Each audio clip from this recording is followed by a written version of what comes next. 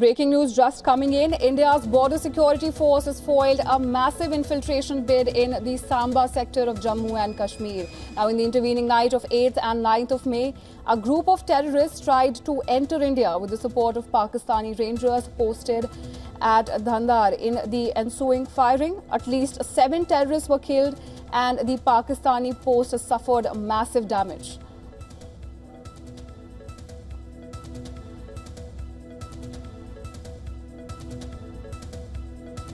And to repeat for our viewers, India's border security force has foiled a massive infiltration bid in the Samba sector of Jammu and Kashmir. Now, this happened in the intervening night of the 8th and 9th of May, where a group of terrorists had tried to enter India with the help and support of Pakistan's rangers. And in the ensuing firing, we're reportedly receiving the intel that at least 7 terrorists were killed and the Pakistani post has suffered massive damage.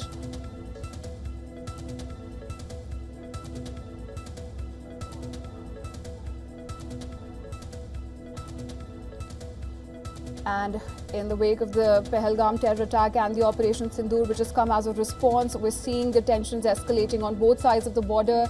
And with the latest that's coming in, we're seeing that India's border security force, BSF, has foiled another infiltration bid in the Samba sector of Jammu and Kashmir. And in the intervening night of 8th and 9th of May, a group of terrorists tried to enter India with the support of Pak rangers.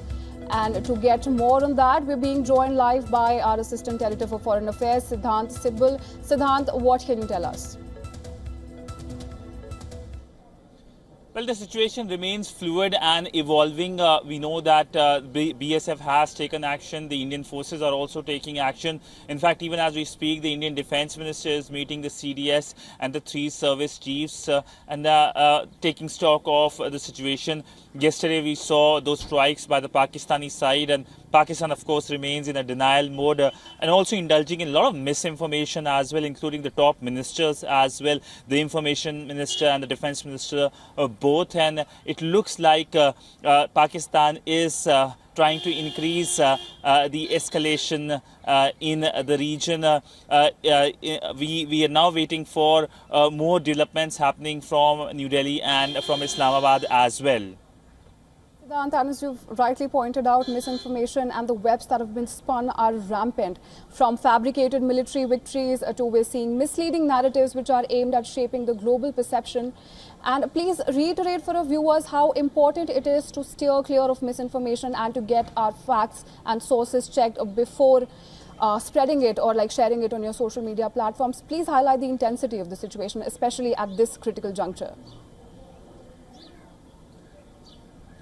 Well, yes, it looks like while Pakistan is engaging in kinetic means, including usage of drones and missiles to attack India, Pakistan is also indulging in information warfare with India, with a lot of bot accounts on social media being used. In fact, Twitter was blocked in Pakistan. It was unblocked just after the Indian Operation Sindoor in Pakistan.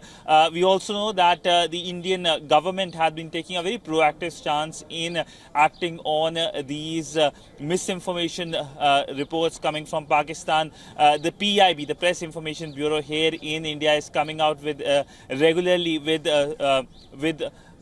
pictures of social media accounts from Pakistan with fake written on it, because they have been using old pictures and trying to use it to incite a situation. We also know that the Indian Ministry of Foreign Affairs have been hosting press conferences, and that is to make sure that there is a clear communication from India. The Indian ambassadors, both in UK and US, have spoken to the Western media as to what is India's stance, because Pakistan is trying to present its narrative as victim of terrorism rather than the villain of terrorism in this saga that has continued for decades for India. Right. Thanks, Siddhant, for bringing us the latest. Of course, we'll keep coming back to you as and when the situation progresses.